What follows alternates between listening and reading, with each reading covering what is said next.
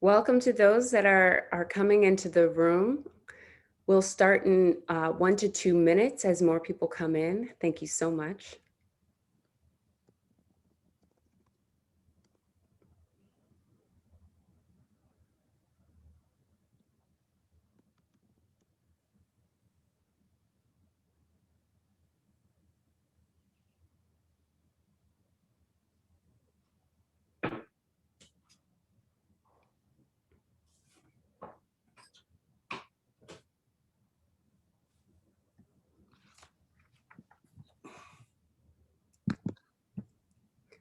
Welcome to those that have come into the room. We're just allowing a few more moments for more people to come into the room. Thank you for your patience. We'll be starting very shortly.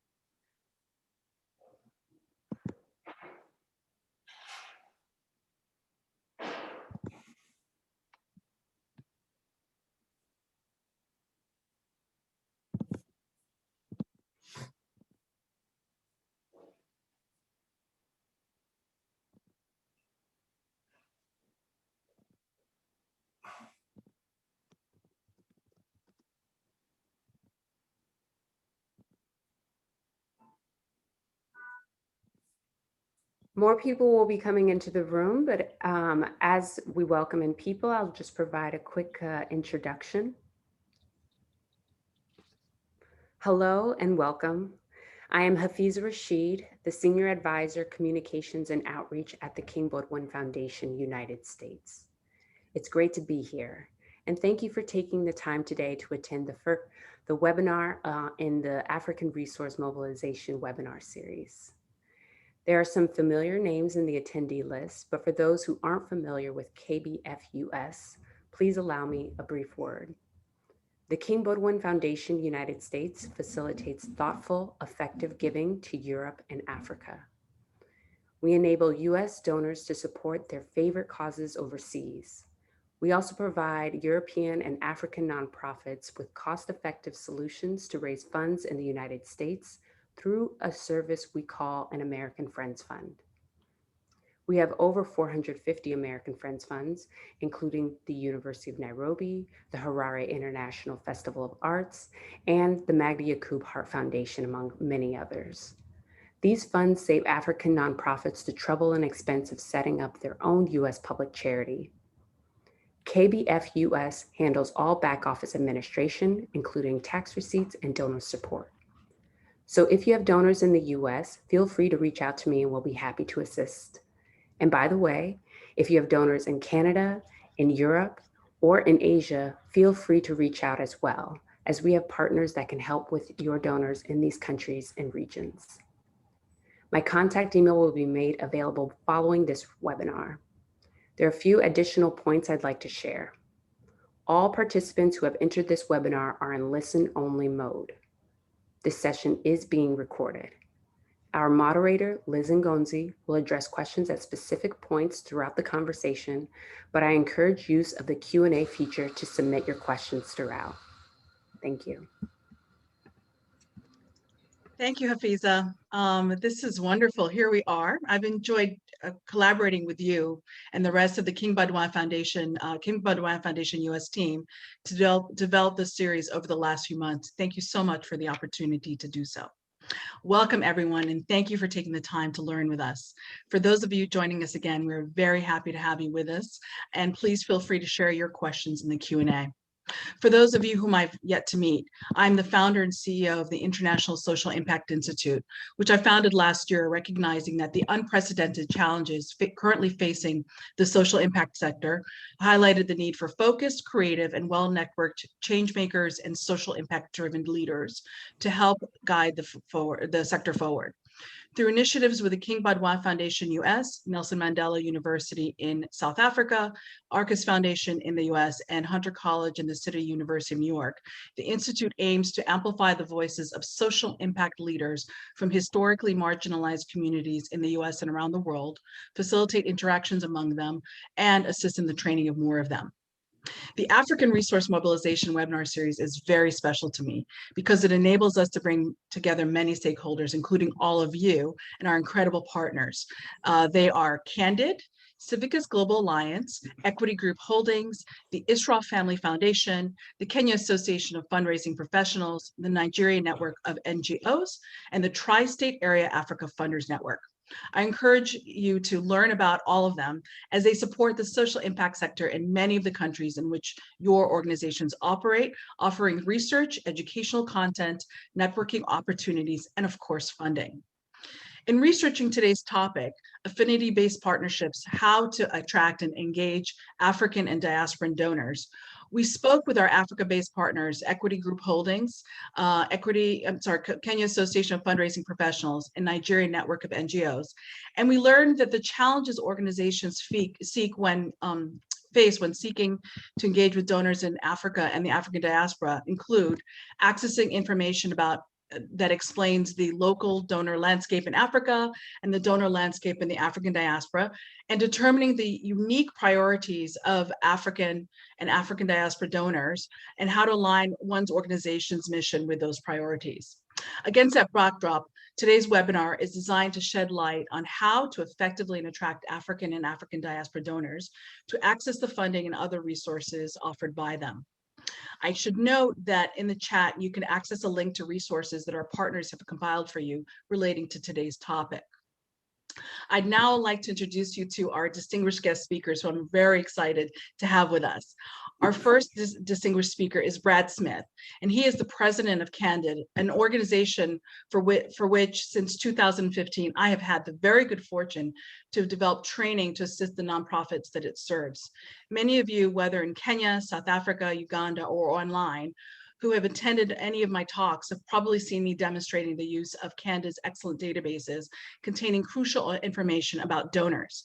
Brad, who speaks fluent Portuguese, has lived and worked outside of the US for a large part of his career, including in Costa Rica, Brazil, and Switzerland. From 1996 to 2005, Brad developed and led the Ford Foundation's largest program area, the Peace and Social Justice Program, which is critical because most people are talking about social justice, have been doing so for the last year or so, but he was really the forefront of this movement. During that time, he oversaw the distribution of hundreds of millions of dollars to organizations working on human rights, international cooperation, governance, and civil society in the US and globally. Thank you, Brad, for joining us today. Our second distinguished speaker is Dr. James Mwangi, Group Managing Director and CEO of Equity Group Holdings, PLC, and Executive Chairman of Equity Group Foundation. As a fellow East African, I'm very proud to have this opportunity to speak with him, particularly given that he is one of Africa's most renowned thought leaders, a disruptive entrepreneur, and of course, philanthropist. Among the things I admire the most about him is that he is a champion of social economic transformation who believes that individuals and societies have the potential to solve their own socioeconomic challenges if they're given the opportunity and access to resources. Very, very important. His motto is that profit is purposeful and purpose is profitable, which I absolutely love. A lifelong philanthropist, Dr. Mwangi has put both his family resources and professional assets in service of the betterment of society. Particularly last year when his family contributed $4 million in donations to support the COVID-19 response in Kenya, Rwanda, and the Democratic Republic of Congo. I will now have each of them introduce themselves briefly. Dr. Mwangi, James, please go first. Thank you very much. I think Daisy have really done justice to the introduction, but let me add that a significant part of my philanthropy is supporting causes. And one of the cherished causes that I really support is the role of United Nations. So I served in about 6 boards over the last 18 years with United Nations. I also champion financial inclusion, and I'm on the advisory board of IFC, the World Bank Group, and I champion the cause of women in innovation and technology, and I'm a global ambassador for that cause. And last but not least is the power of entrepreneurship. And I really evangelize the role of entrepreneurship, particularly in distributing opportunities. And of course, without leaving the role that corporates can play with corporate philanthropy, and how big it could be if corporates used their dead capital or sunk capital to do good, and how much then they could be able to bridge the gap of trust between corporates and communities, and consequently building greater peace in the world. Fantastic. Thank you very much. And Brad, can you please introduce yourself as well? Sure. Dr. Mwangi used a very important word at the end of his introduction, which is trust. And actually, the name of the organization that I now lead, Candid, was developed with that in mind. Candid was created by the merger of two organizations that quite a few people know, the Foundation Center, which historically had tracked the flow of resources from foundations, particularly in the US, but increasingly around the world, to nonprofits anywhere in the world. And GuideStar, which was doing the same by tracking information on nonprofits so that donors could research them and make better choices. When we merged and we were looking for a new name, we came up with Candid, or better yet, our consultants came up with it. And the idea being that the most important thing when you're an information provider in today's world is trust. People have to be able to trust the information. And we felt that the name Candid really communicated that spirit of portraying the social sector, the social impact sector, how it is, how it works, without judgment, without advocacy, so that donors and recipients and nonprofits of all persuasions could find their niche and find the resources they need. Thank you. Thanks. Fantastic. Well, so let's go ahead and jump in because I'm sure we've got a lot of ground to cover.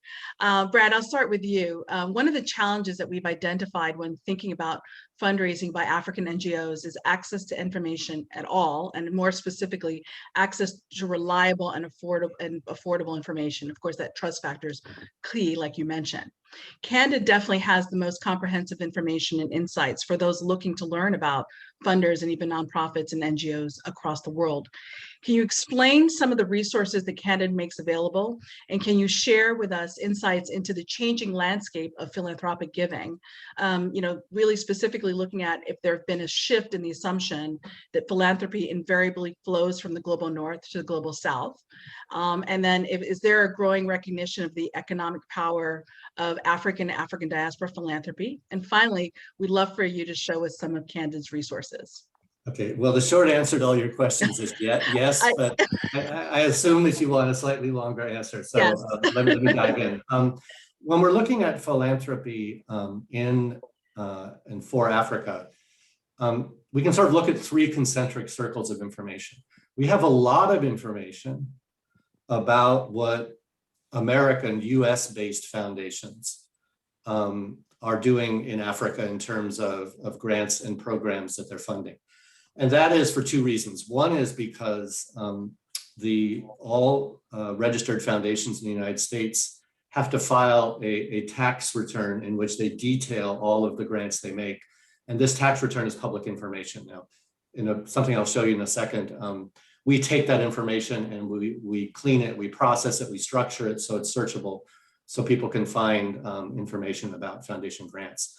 The second reason there's a lot of information about what US foundations spend is because US, the legal framework under which foundations work, makes it relatively easy for American foundations to make grants overseas.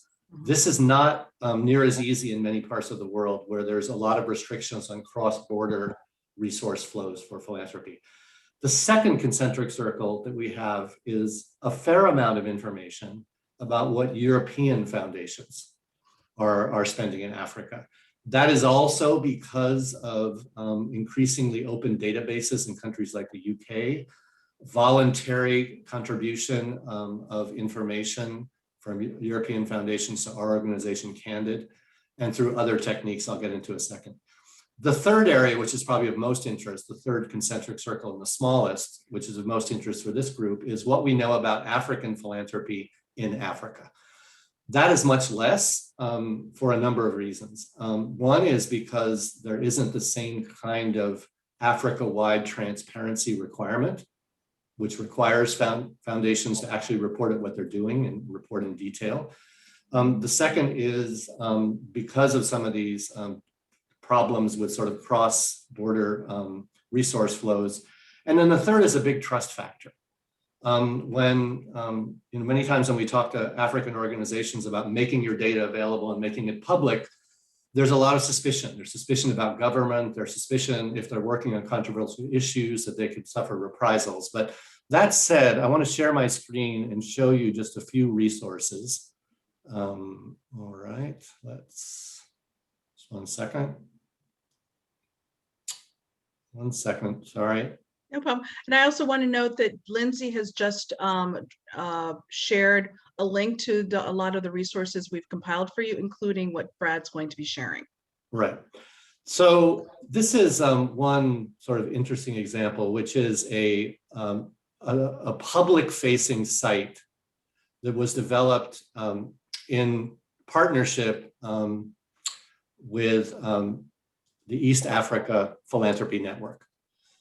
This was preceded by actually several years of workshops and training with East Africa-based philanthropies about the importance of contributing data about their activities so that they could see each other's information, and organizations that were looking to access resources from these philanthropies could find that information.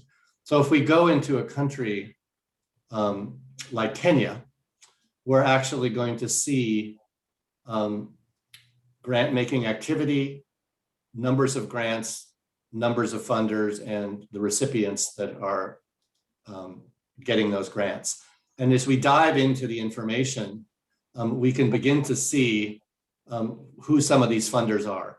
The Alliance for a Green Revolution, I won't try to pronounce this, but a very interesting funder actually based in Kenya, the Urgent Action Fund in Africa, just a Nairobi Resource Center, a long list of philanthropies. And you can begin to see, if you dive into it, their grants.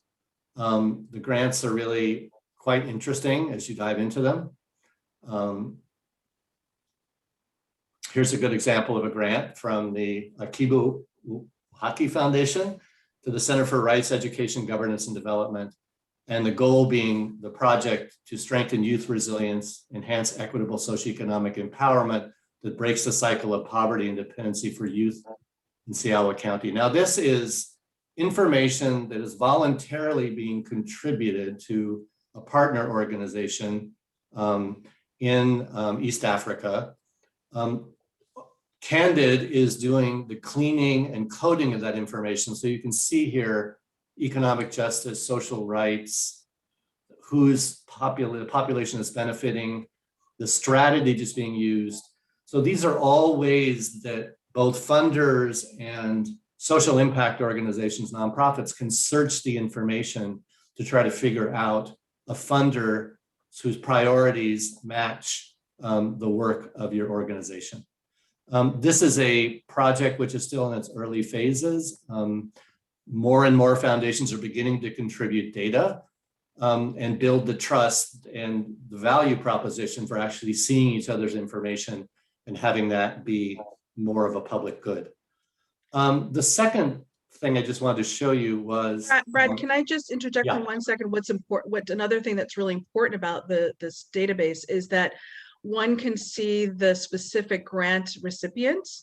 And so if I'm an organization, I'm trying to figure out whether or not I qualify or my organization is really appropriate, I can actually look through and see the organizations that have received funding from a particular funder, conduct research, and then really determine that there's an alignment, because that's really, really critical, right, Brad?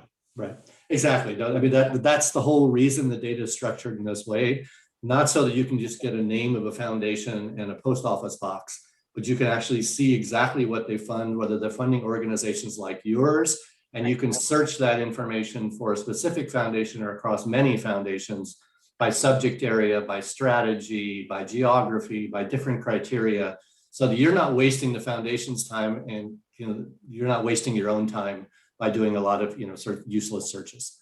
Exactly. Thank you. The other thing I just wanted to show you quickly is something I'm sure we'll be talking about that's changed the philanthropic landscape tremendously, and that is the coronavirus pandemic.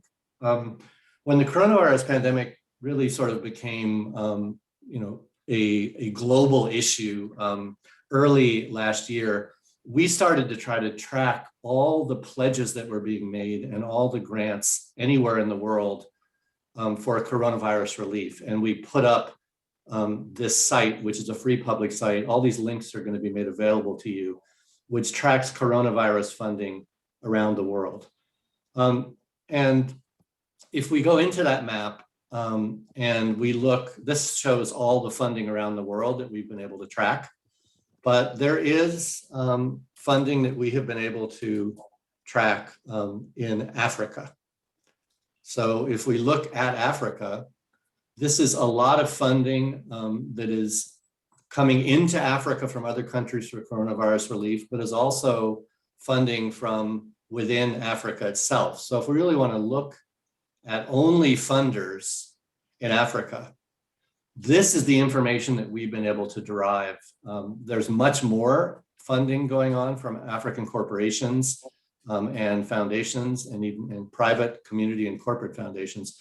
But this will just give you an idea for what some of the funders are and what their funding looks like. And what we're capturing in most places is pledges. So here's a good example: Royal Holding Almada in Morocco, actually. And they're announcing a contribution of 2 billion in local currency to a fund for infrastructure and to mitigate the economic and social repercussions from coronavirus. This information actually is not contributed to us. We're actually getting it by scraping the web, essentially. We download several 100,000 news stories per day, and then we go through those with machine learning to extract grant amounts, subjects, and we've been able to capture the majority of the coronavirus funding in real time, which is as befits a pandemic.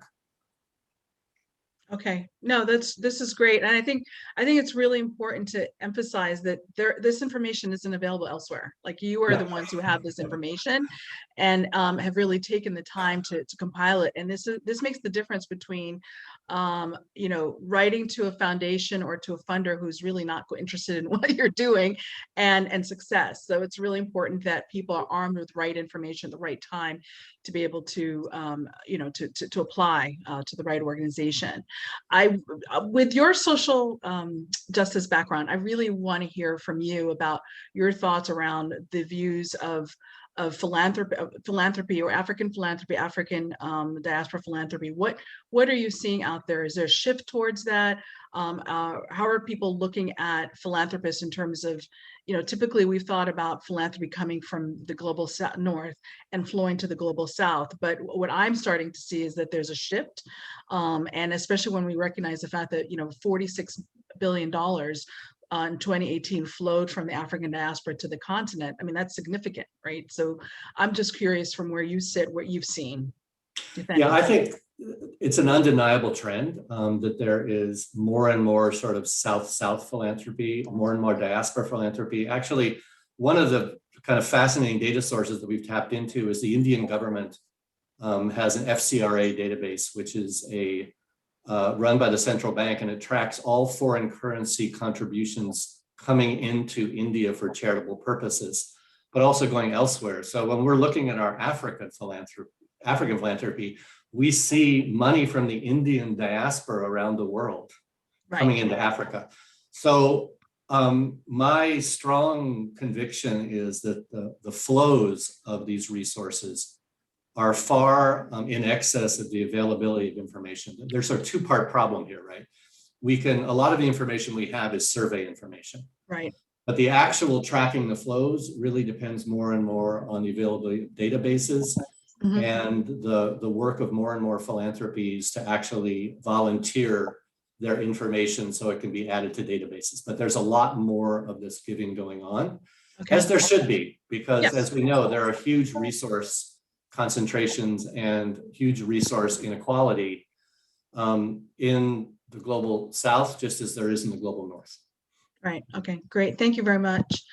Okay, James, we're going to come to you. My understanding is that you are of the belief that while remittances from diaspora communities are hugely important, amounted, like I said, to $46 billion in 2018, African economic growth would benefit if diaspora communities were to reallocate some of those funds in the form of investments and social donations. Can you speak to that issue, please? And then I'd also like to hear from you about opportunities that you see for collaboration between the global North and Africa, with specific emphasis on the African diaspora. And then, what opportunities do you see for the diaspora and other global North communities in assisting Africa's recovery from COVID-19? I know that's a lot, but I want to just pack it in because I also want to be able to get to the audience's questions as well. I definitely feel that this will help organizations identify their roles or potential roles and opportunities for them to collaborate with the African diaspora and African philanthropists like you. I think it is, and one, let me really appreciate and recognize the great weed of support that Africa is receiving from the diaspora. Numbers indicate that over the last 2 years, diaspora remittances to the African continent have almost doubled, a 20-30% increase consistently.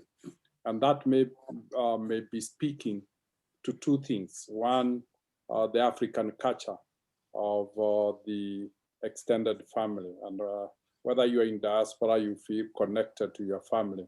It also then speaks to the challenges back in the continent that needs to be dealt with.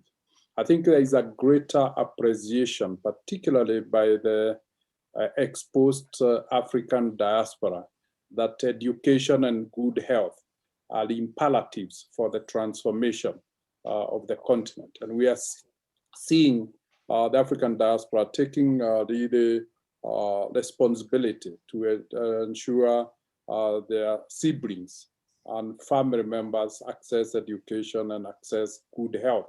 And so most of the remittances are of a social nature and would really then be categorized as social interventions. And increasingly, diaspora remittances is becoming larger than national exports of any commodity. Speaking, for instance, about Kenya, our largest foreign exchange earner has been tourism and tea, but diaspora remittances are by far now higher than either tea or tourism on its own. So it is a significant portion. And this direct intervention in the populations complements what governments are doing in Africa in terms of education, in terms of health, in terms of nutrition and food security for the family, which truly then we are addressing the core of abject poverty in the African continent, because poverty is really best defined by exclusion in basics, food security, education, and health. And once that's solved. So that then means that essentially with this intervention, Africa is quickly moving away from the basics, or what you could call the hygiene factors. And that this then propel the continent to be ready, maybe for a fast-tracked transformation. Because with the right education, with the right health of the population, with the right nutrition, then you are building a better human capital for the continent for purpose of development. However, having said that, I feel that maybe the diaspora have two more contributions it can make. The first one is transfer of knowledge. And transfer of knowledge is not purely the skills, but also technological knowledge that it has acquired. The advantage of diaspora is the experience in an environment that is many steps ahead of Africa.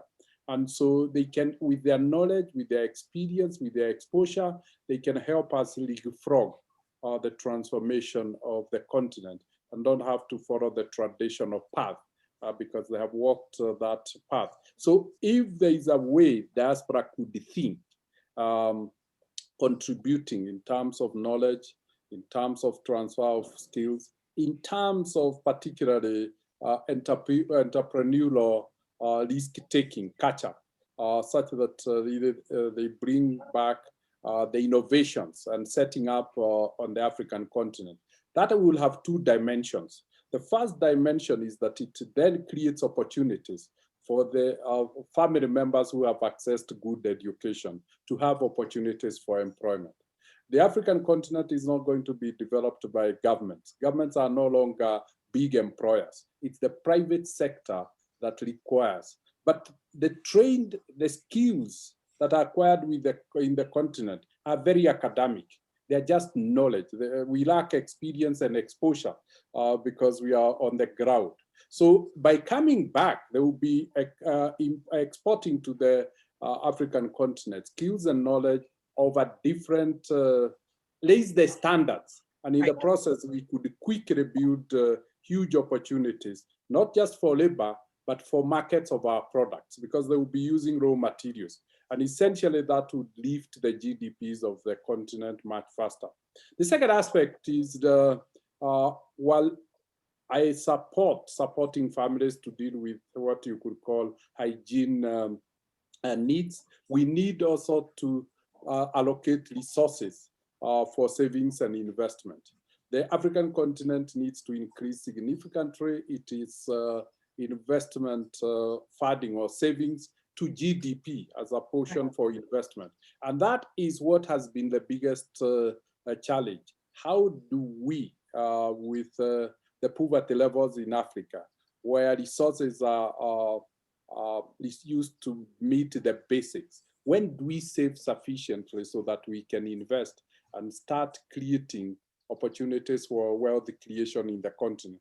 That we do is now like the global infrastructure has become interconnectedness. So with the skills they have, they can help Africa to start transforming its raw materials through value additions, add value to their products. And in the process, Africa starts to be an active participant in the global. I think time has come for us to increase our contribution to global trade above 2%. We are almost 13, 14% of the global population, but only take only 2% of trade. And it's simply because we don't have experience, don't have exposure. It's the first and second generation of getting an education.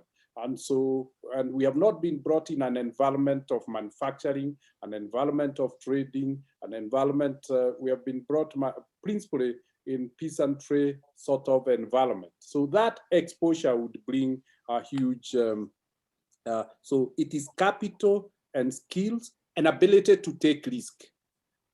Risk culture needs to be introduced to Africa. So, and the last one is to bring in innovations, and not a culture of innovations within the continent. An innovation that is geared to solving our problems.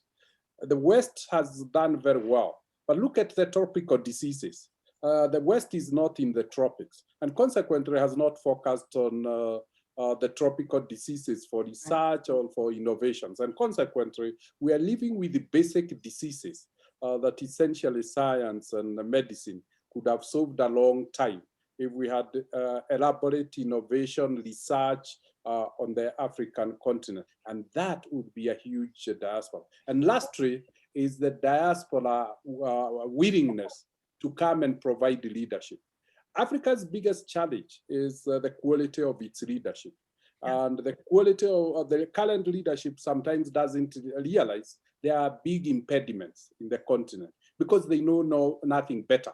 So essentially the diaspora, which is exposed to really strong governance institutions, an evolved world where leadership is held to account, should be encouraged to come back and play a leadership role. And leadership doesn't only mean political leadership.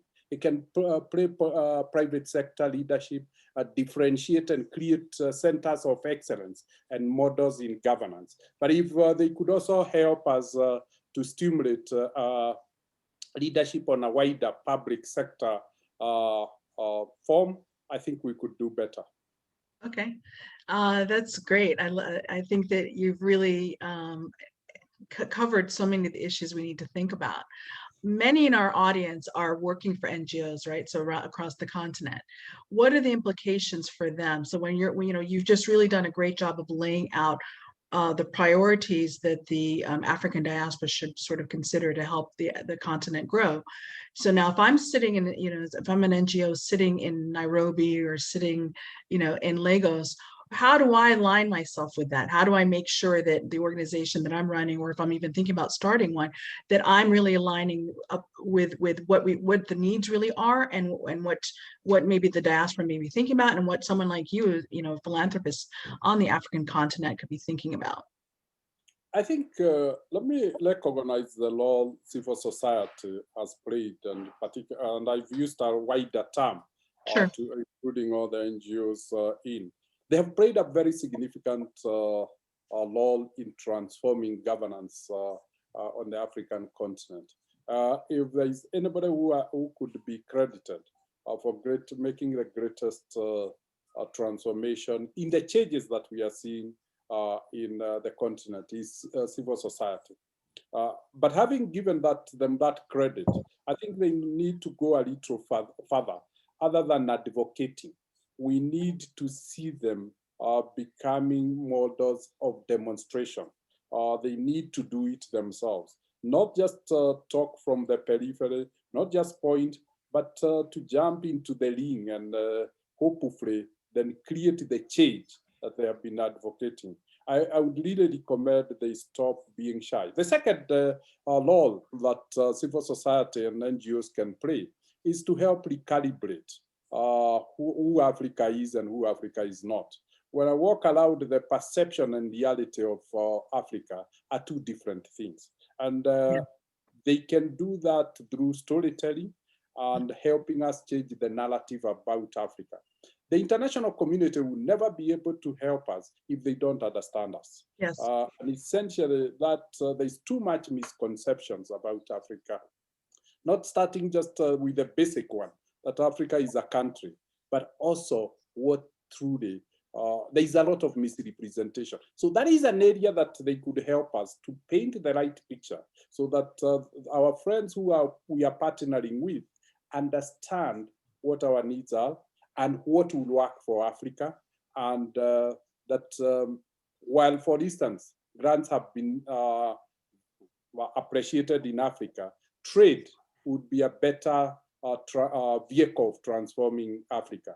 It's a question of the world embracing Africa and removing the structural barriers that has been placed in front of Africa to cripple Africa, whether it is agricultural subsidies, that will be a big topic. So it should not be a one-way. The second thing is the issue of feedback. I think the civil society and NGOs can play a very significant role of giving the correct feedback, not skewed so as to continue to get grants, but an honest feedback, both to the recipients in African continent and to the donor on what works and what doesn't work. If you look, I think for over 60 years of independence, we have received billions of donor grants. But if you look at the impact they have had in the continent, it's not anything to talk about. No. There has been too much waste, experiments that has not been followed up. There has never been scale. There's never been sustainability of all these programs. So essentially, we couldn't have wasted 60 years with good feedback. I agree 100% with you. And I think that one of the shifts we're seeing is better alignment between the funder and the organizations, right? And making sure that there's a true partnership. But Brad, I'd love for you to jump in and share your insights, because you've been in this for a very long time. Well, yeah, you introduced me with the social justice label. So let me just talk a little bit about social justice. Anywhere in the world where we capture data about philanthropy, the two biggest areas of investment for philanthropy are education and health. That's true anywhere in the world, and for all the good reasons that Dr. Mwangi talked about. But I think especially as Dr. Mwangi was talking about government accountability, feedback, and I would add to that issues of rights and freedoms, particularly for groups in the society that are highly discriminated. Nonprofits and philanthropy have an incredibly important role to play. One, because philanthropy has more flexible resources than government, and sometimes even than a corporation has because of its bottom line pressure. And two, because it can really, philanthropy and nonprofits can reach parts of the population the government can't. Yes.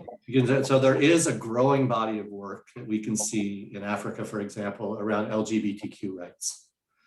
Now, this is where the issue of trust really sort of comes in, right? So yes. A lot of these groups are operating in country context or city context where it can be dangerous if people know their address. Yes. They have threats to both the population they serve and to their own staff. In those cases, we actually anonymize the data. So if we're working with a group like the East Africa Philanthropy Network, and they have members who are working on controversial issues, government corruption, LGBTQ rights, other issues like that, at the request of the partner and the donor, we will actually find ways to anonymize the data. So you can see the fact that money is being spent for, say, LGBTQ issues, but you can't identify the exact recipient. In some cases, you can't identify the donor, which is tremendously important. So these are some of the measures we take to kind of protect, sort of strike the balance between transparency yes. and what is actually going on the ground. The other thing I think is interesting about the advent of coronavirus, and particularly what we've seen in the US and some other parts of the world after the murder of George Floyd, is we're seeing a new stance on the part of corporations. Yep. Corporations traditionally were somewhat conservative. I don't mean politically, but just sort of resistant to doing very daring things with their philanthropy because they were worried about their brand. But in a vacuum, where government is not doing what it should do, there's long unresolved society problems. We have seen corporations step forward and say, we're going to make a statement. That can be looked at as a kind of brand activism, but the association of social activism with brand, I think, is something particularly powerful in the corporate sector. I agree 100% with that. So we have a lot of questions, so that they were shared with us, and I'd love to just go ahead and jump into them before we continue with mine. Please allow me. Absolutely, please. Yeah, and I think Smith has brought quite a very powerful thing.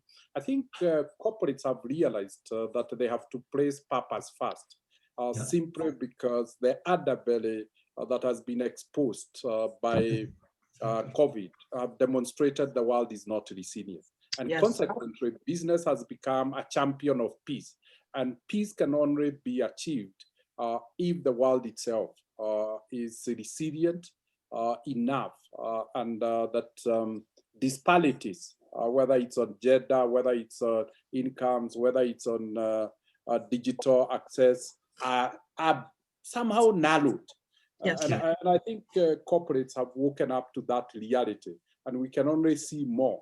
I think as maybe Smith and team, you can help corporates appreciate how much they can do with very little, because they have already invested in the infrastructure that can be used for doing good while still doing well. Thank you.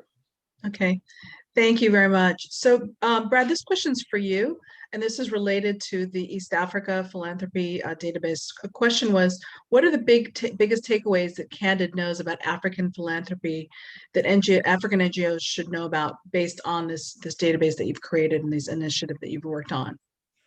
And I think it's also helpful to maybe some insights from India, because I know that you just had that you had that database that you just developed as well. Yeah, and there's actually another database on Central Africa that covers the DRC, Rwanda, and Burundi.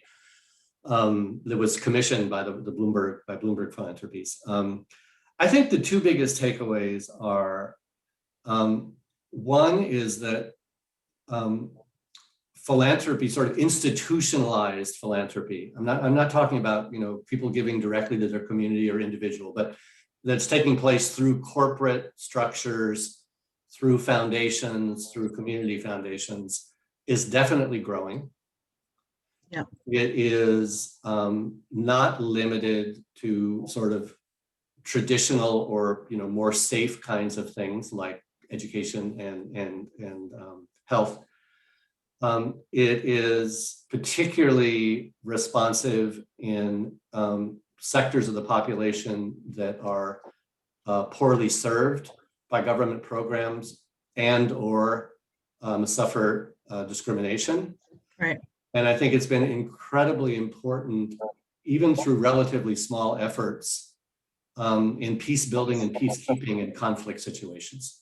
These are all things that we're seeing. The frustrating thing is that the level of information, level of transparency for lots of reasons is still not such that we can get a comprehensive view.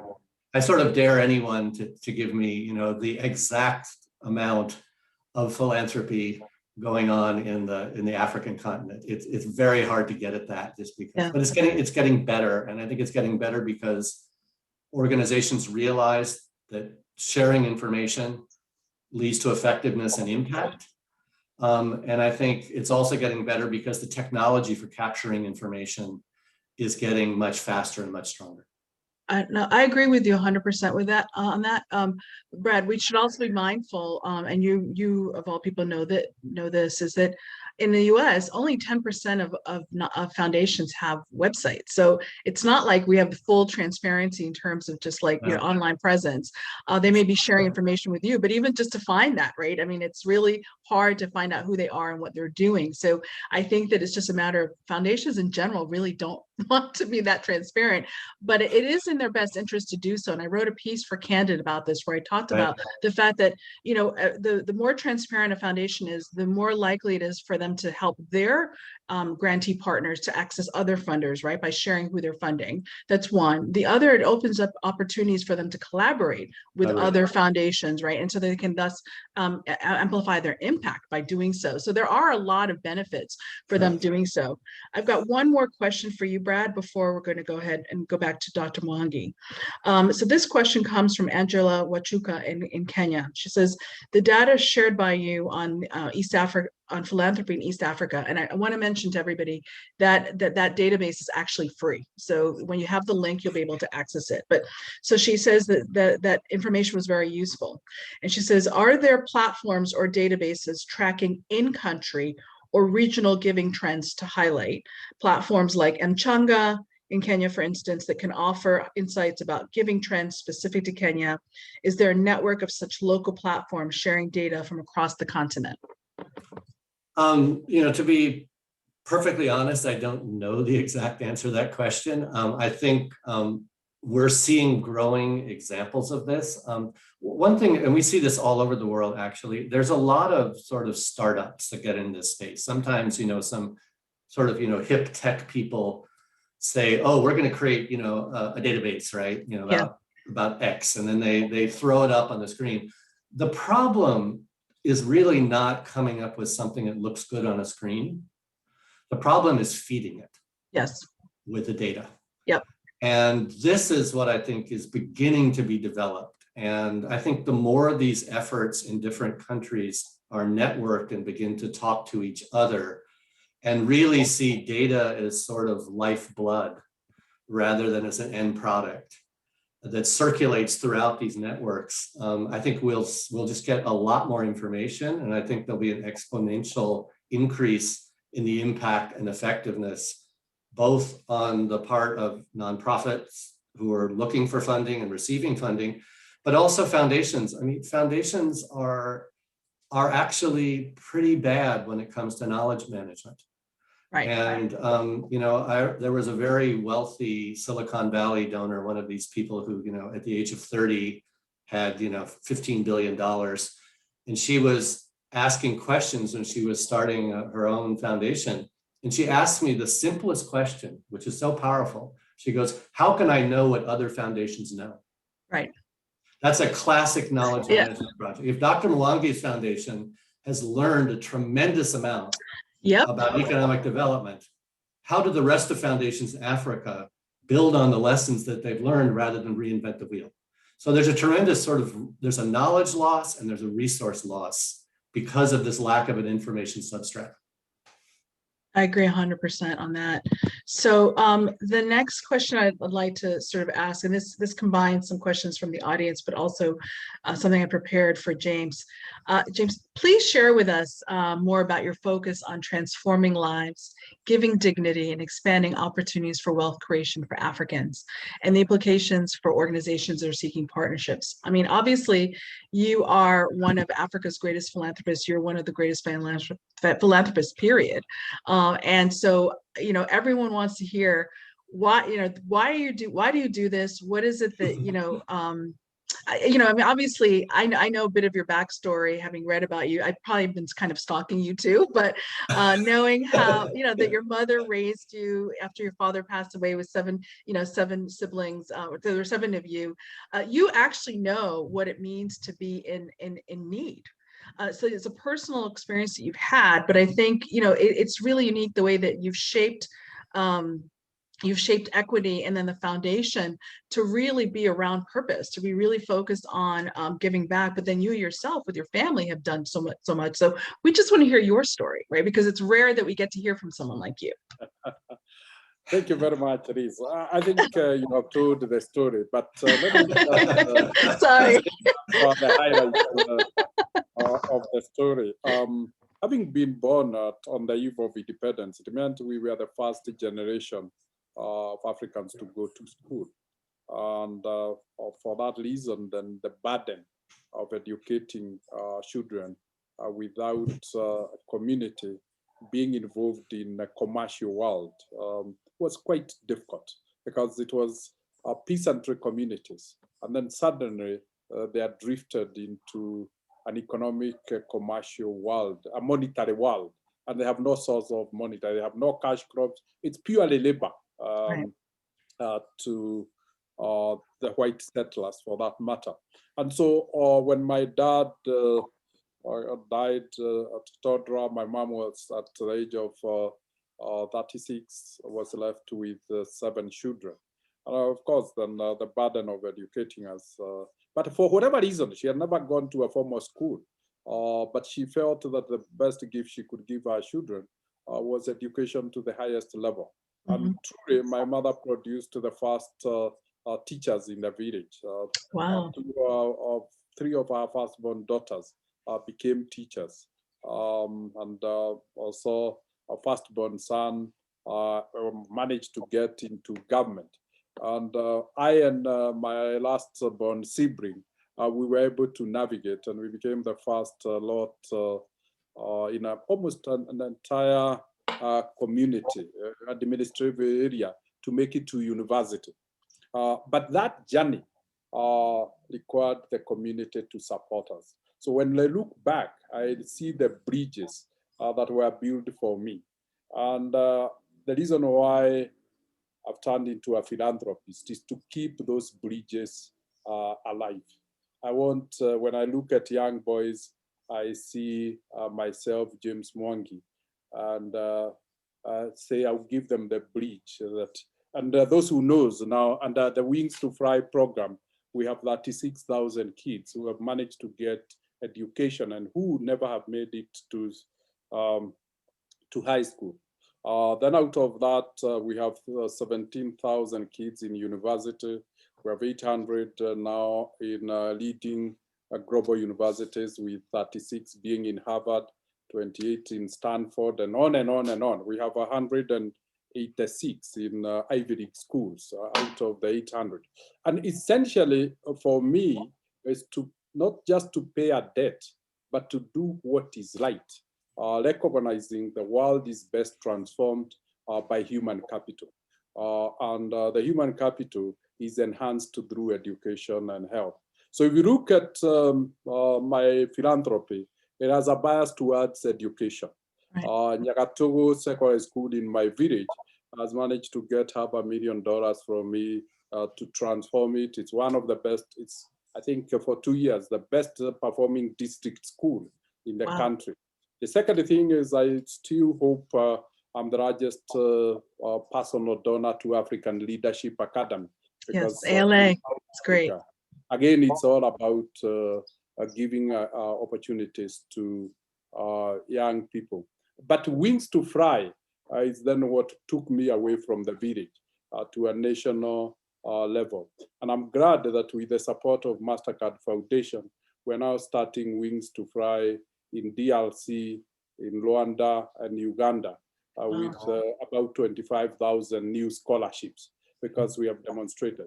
The reason why our scholarship has grown very quickly is when we reached 18,000 scholarships, the World Bank, through an application we wrote through the government, decided to give us a grant to double the scholarships from 18,000 to 36,000.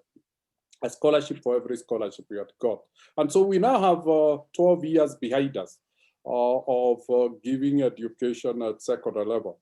And then I realized that the best way I can scale myself and sustain this program is to intertwine myself with Equity Group and make these programs, not attribute them to me, but attribute them to Equity Group. And that was the basis of creating a home for these programs in the bank. And that was the genesis of Equity Group Foundation. And essentially, then I realized the brand of Equity Group as a large corporate brings trust, creates sustainability. And then I realized that, for instance, to give out 3,000 scholarships in countrywide, in Kenya, where we have 200 branches, they are done in 3 days because you centralize this. You don't pay the managers of the branches. They are located 3 free days, and then they are able to do that. So you can see you can scale and you can really sustain. And then I pushed back to Equity and say, you see this program, why don't you give these kids internship and pay for the internship? They work to earn the scholarship. And in the process, we now have 17,000 kids who are educated by Equity, this time not in secondary, but to university.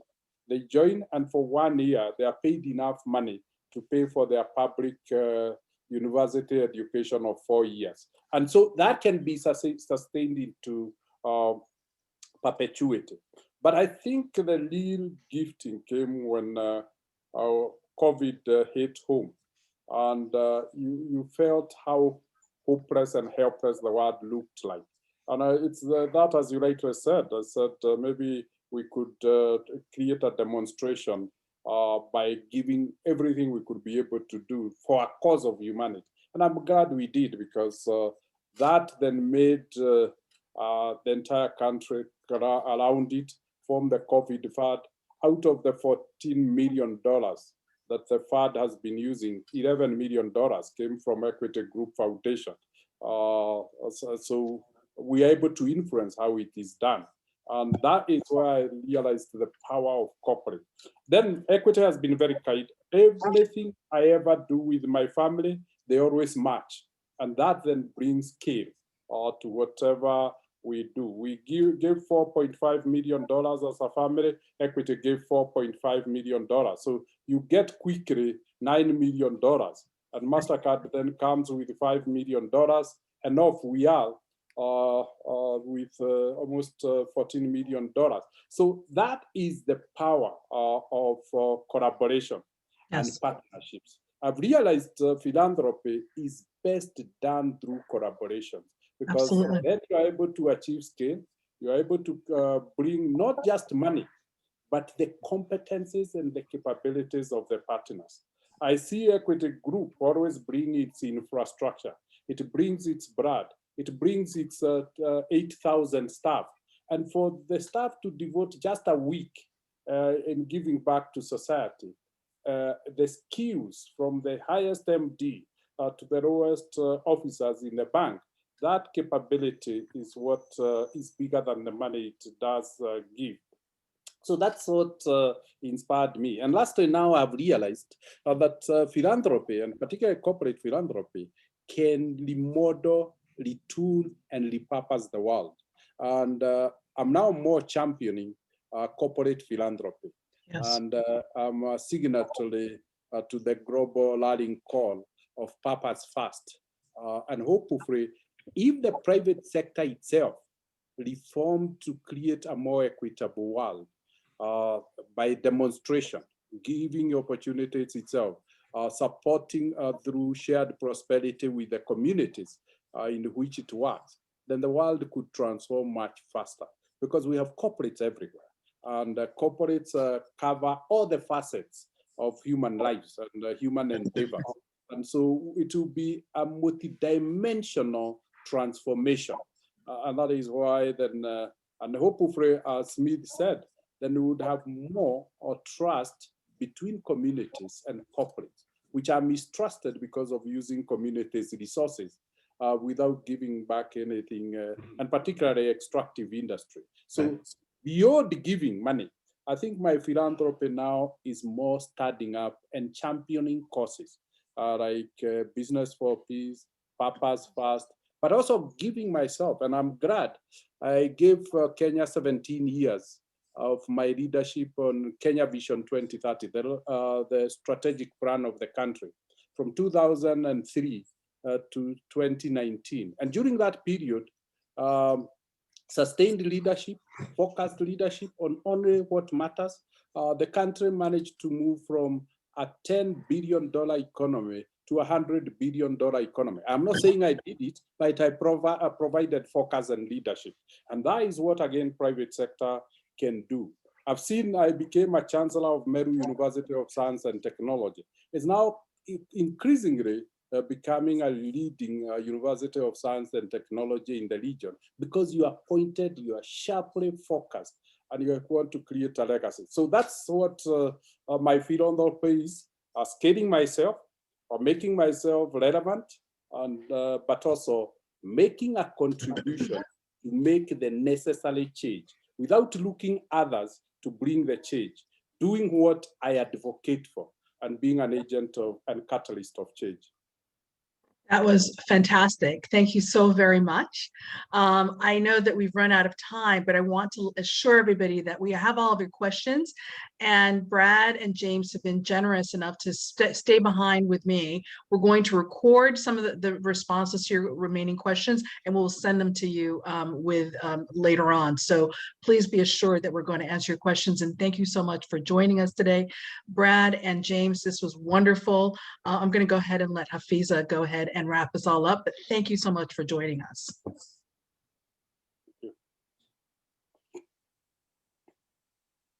Hafiza? I think she wants us to keep going. Yeah.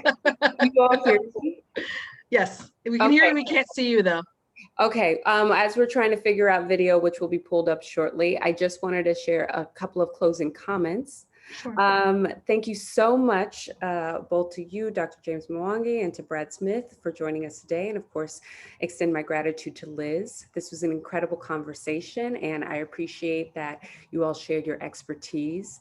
And a very special thank you to the audience who took time out of your busy schedules today.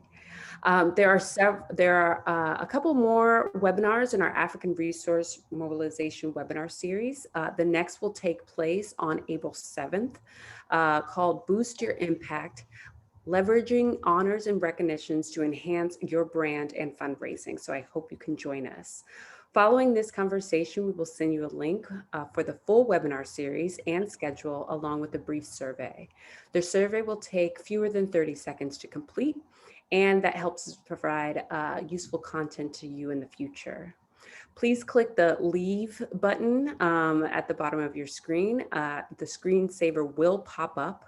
We're going to extend the conversation a few more moments, but by all means, get on with your busy days. Thank you so much. Thank you.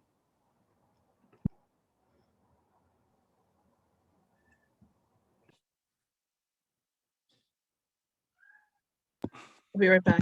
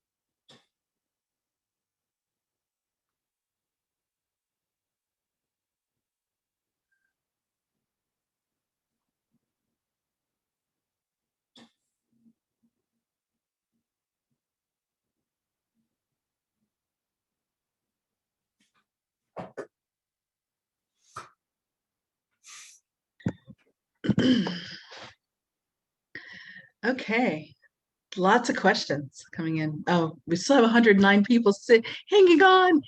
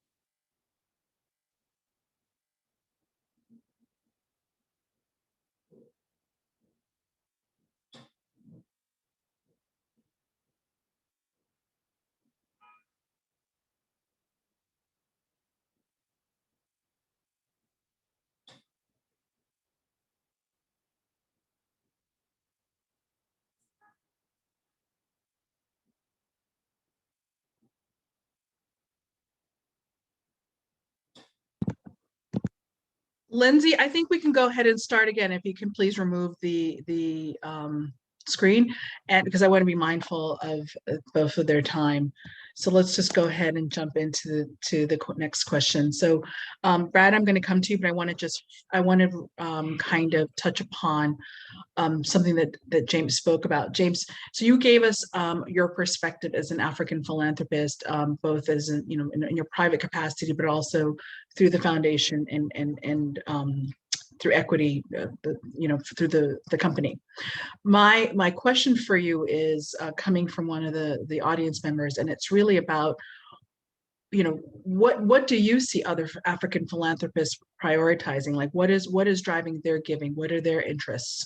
Because I'm sure you must speak with your peers. So just get a sense for what are some of them prioritizing? What is it that that is driving their giving? Two aspects, and these I've observed from my family. I think essentially we are, there is emerging a generation that recognizes what is enough and feeling the need then to manage their greed and share the rest with others. There is also a conscious and deliberate effort to hold ourselves to account. While it is important to look upon others to help, I will feel embarrassed when I have means and capability to go fundraising for the foundation when I have no skin on the game. Right. So there is an element of accountability and responsibility, taking responsibility and accountability. And I think these may sound a stereotype, but there is increasing recognition that Africa owes itself responsibility before going to others. And as a generation of Africans, we take it our responsibility to develop the continent. And whatever it takes to develop the continent, the theory is that no other civilization owes us any duty or responsibility to transform ourselves. We have to do it ourselves. And I hope, hopefully, this will gain greater sort of traction. We're not saying we will not need the transforming Africa on ourselves will take a long while, and we are a pain to the rest of the international community. And it's only fair for the rest of the international community to play a helping hand. But we should be helped when we are doing what is best for ourselves. And I think the level of education and exposure is also changing us Yes. to really realize the ill of primitive accumulation. And hopefully this will then be able to deal with the corruption, because you can't go to steal to go and give. So Right. essentially the psychology within the continent then will start quickly changing when people see others giving. And then why are you primitively accumulating if you can be able to make, so it's a generation of leaders that is emerging, that hopefully will then act as a catalyst and role models to others to support. I strongly believe there is a couple of great rich families and wealthy people who, if they give, even in their village, and I would say I've seen the transformative impact of my family giving in my village of Nyagatogo. Then you transform an entire village. But I think the last one is the giving in terms of shared prosperity. Yes. And the question, particularly corporates, how can you share the prosperity of using resources? And that's what equity has, the realization that we are using human capital developed using public funds, and then saying, what are we doing to develop the next generation of human capital? And that is why we are obsessed with education. But we also realize education is not enough. The parents of those kids that we are educating need to take the responsibility of giving them good nutrition and securing their food security. So we support agriculture, not as a grant, but through commercial relationships of availing the markets and plugging them into existing value chains so that they have markets that are sustainable and they can be helped in quality. So, and lastly, is the pain of observing the situation. You are in the continent, you can see your neighbors' children are not going to school, and you can understand the need in that family. The fact that you are emotionally then connected, we are seeing a lot of people saying, let's do something. And that's the same spirit I'm seeing in churches. I'm seeing in the professional team saying, I can see the pain and I feel I can do a little bit. Who will my children be playing with if these ones don't go to school and we have brought them together? That being immersed in the pain itself, feeding it, recognizing it, I think it's what is causing a soul search. And it's the soul search that is triggering a wave of generosity. Right, I agree with you. I mean, I also have seen, I mean, if you think about like when their weddings, when their funerals, people come together, right? So if people are giving. It doesn't necessarily take just a very wealthy philanthropist to give. People, ordinary people, support, right? How many people's school fees, have been paid by others? I've paid other people's school fees myself from here in New York, and so there is this misconception that people are just receiving, but there's quite a lot of giving. It's just not institutionalized. And so how do we bring that together? How do we bring a structure around it so that it's actually much more effective and has greater impact? Because I can educate one child, but imagine if we pull our resources together, we can educate a whole community. Through a sort of a structured entity that can then, we can, because you said like you partnered with MasterCard, for your personal philanthropy, then you bring in the bank, and then you bring in MasterCard. That then it really amplifies that giving. I think that has given us a huge challenge, and we're asking ourselves, can we create, and maybe here, Elizabeth, you can really help us, and Brad, and also Rashid, how can we create, now that we have won the trust of the international community, how can we use that trust to create a platform that allows the diaspora to participate in the 7 areas of our focus? The same platform that MasterCard uses. MasterCard may sponsor 5,000 or 10,000 kids. An individual at least can say, Equity Group Foundation, give me 1 child. Right. And then we are accountable, and we could do that link. That's an area that would deeply appreciate if we can be supported, such that then the entire diaspora, like I think in Kenya, we have 3 million Kenyans in the diaspora. If just half of them adopted a child, then all the needy kids will be dealt with. So I think I'm challenged, and I hear you. But I think going beyond the Equity Group Foundation, I think as a continent, we need to create forums.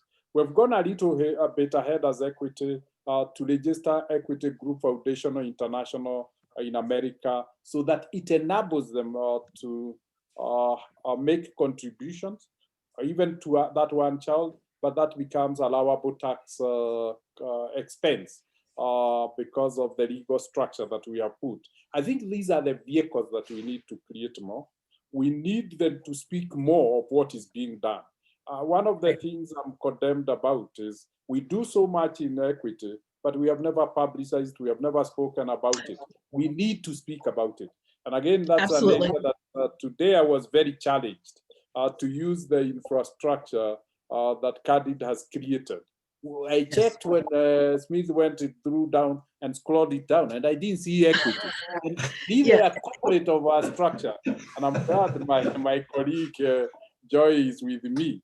We'll be putting our application next week. So I think you could help us to achieve some visibility, and then a little bit of introductions, and then we could use that partnership to try and create a vehicle that would allow mission. And given that we are in 6 countries, this Equity Group Foundation platform is in the 6 countries. So we could solve through that vehicle infrastructure for 6 countries. I think, no, that's a really great point. And I think that one of the things I'd like to think about, Brad, I know just because I have some inside information that your 2030 vision is really places specific emphasis on international, broad emphasis on international with a specific focus on Africa. And I'm just wondering if you could speak a little bit about what are some of the kind of plans that Candid has to sort of engage with the African continent more closely. And then I'm going to go into a question that was asked by the audience. Yes, yeah, you're right. Our 2030 long-term vision does, there's a very important part of that, which is being global. And I think it's important to be clear about how we see the global role of Candid. By virtue of the fact that combined Foundation Center and GuideStar that pulled together to create Candid have 80 years of combined experience in tracking information, categorizing information, making it available. You know, a long time ago, it was made available in print directories, like the old Dun and Bradstreet's print directory of corporations.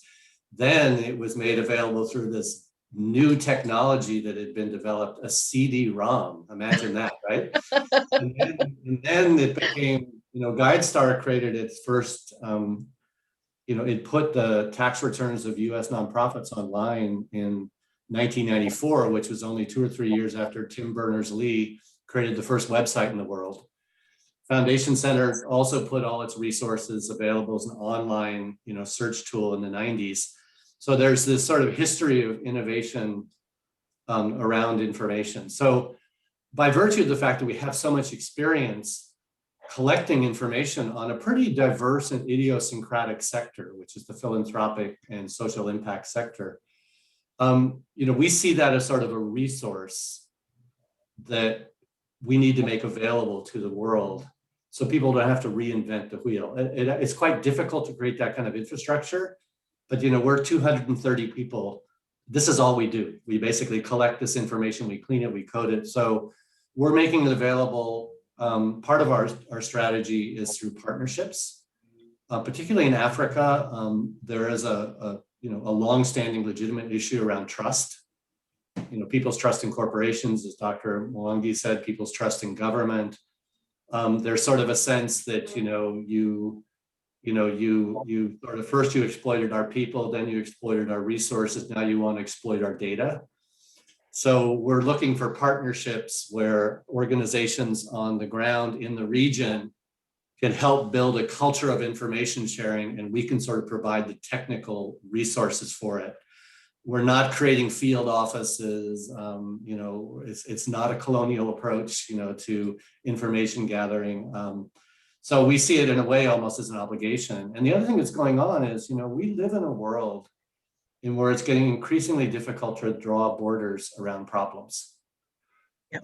You cannot. COVID. Yeah, you cannot. COVID is a great example. Climate change is another one. You can't solve climate change in Nairobi. You can do things in Nairobi which contribute to lowering carbon emissions, but you can't fix the climate just in Nairobi. So there's a growing demand not only within countries and continents for information about local philanthropy. There's a growing demand for trans-border philanthropy. A lot of times big US donors or big European donors say, we want to do something in China, we want to do something in Africa. Who can we partner with? Right. And if we don't have visibility into that information, you can't answer that question. So it's a big part of our future plan going forward. And we actually have a number of members of our board who actually come from outside the US, including Mosun Layode from the African Philanthropy, the African Philanthropy Forum, who's on our board. I know Mosun. Yeah. No, that's great. So I think either one of you can answer this. How do local NGOs prepare for the competitive nature of funding, even if there's a strong alignment with a particular funder, given the limit of funding relative to scope of systemic challenges? Yeah, let me say real quickly. We teach also. We have an online curriculum for fundraising and proposal writing. We actually have a very popular thing, which is the proposal writing boot camp, where people come for 3 days, an intensive, on-hands workshop working with peers and other nonprofits, and you actually leave that with a proposal, your first proposal. And we teach two really important things about fundraising. One is that a grant or a fundraising opportunity begins with a relationship. Yep. This is a highly networked, endeavor. And the second, which will sound kind of funny, but it's really true, if you want money, ask for advice. If you want advice, ask for money. Right. So a lot of times when you go to a philanthropist and you ask them for money, they'll start dispensing free advice rather than. But if you go basically saying, we have this idea, we're trying to work on youth empowerment, Dr. Mwangi or Corporation X, United Bank or whatever, what advice do you have for us? What can you tell us about what some of the most effective approaches are? You begin a relationship. And I think the hardest thing for people who are looking for resources to understand about foundations and corporations that are providing them, is that they are also people, they're not just ATM machines. Right. They actually have experience, they have ideas, and they really want to contribute to help people solve problems. And I think, the most underutilized resource of foundations and corporations is what they've learned about the problems they're working on. I think Dr. Mwangi replied to that. How do people know what, the corporation does? And if the corporation doesn't tell the story, if it doesn't share its lessons learned, its successes and failures, doesn't share its data, in a way, it's that kind of, the old philosophical thing about it, a tree falls in the forest, how will we know? Who will hear it? So there's just a tremendous amount of know-how that needs to be transferred as well, together with the resources. I agree 100% with that. And then one question is, what should CSOs do to get support for innovation and research and development, especially under declining funding from traditional donors? Okay, I have to jump off in 2 minutes, so I'll just say real quickly. Yeah, that's fine, no problem. Yeah, I think, first of all, I'm not sure the assumption is 100% correct that it's there's declining support. But I think this is where these kinds of data and research tools become really important. And you said something really important, Liz. That it's surprising how many foundations don't have websites. Right. In a country like the Netherlands, if you have a foundation, you're required to have a website. But in many parts of the world, you're not. Yeah. And sometimes the websites, you go to them, there's really nothing on them. There's a bunch of self-promotion. You're lucky if you find an address or the name of a person or an email address. I mean, it's just basically, it's like a billboard. Right. So, but I think using data tools and research tools is your best bet, where you can kind of focus in on who are those funders that are supporting, basic science research, who are there supporting, the things I'm interested in, and focus on those. And I do want to make a plug for, KBF US and what they do, because this is a tremendously important and viable way to raise money for African-based organizations, is by creating either a donor advised fund through the KBF, or creating a sort of friends of organization. So people, because this is the problem for some of the it sounds easy to do diaspora giving, but it's pretty hard actually to transfer that money across all the international boundaries and all sorts of things like that. So you can create, basically a way that the diaspora can give in their own country, whether it be Belgium, where the KBF headquarters is, or the US. The diaspora can give to Africa through a US funding vehicle and receive a US tax incentive for doing so, whether filing taxes. So, that's tremendously important. Thank you. I really appreciate that, Brad. I'm mindful of the fact that you have to jump off. So thank you for joining us. And hopefully I'll see you sometime soon across the street. I hope so. Hopefully we can just get a cappuccino or something, Yeah, absolutely. And James, would you like to leave us with any words of wisdom that you'd like to share? I think what Brad has said is really resonated with the lessons I've learned. One, I have been told repeatedly, that which is never said, and it has never been done. So the second thing I've heard repeatedly is the power of co-creating. Donors want to achieve objectives. Don't just go with your proposal. And now I understand how to frame the issue, is to seek advice, and the advice leads into a co-creation. And then what I would say have also worked for Equity Group Foundation is execution. And lastly, strong governance structures that hold us to account and give assurance to our partners. We take pride that we have worked a lot with USAID, and they have done about 5 audits on us. And every audit they do, we get 4.99 out of 5. And they say those are the best track. Nobody else in the African continent has ever achieved that. And we take a lot of pride in such governance rating.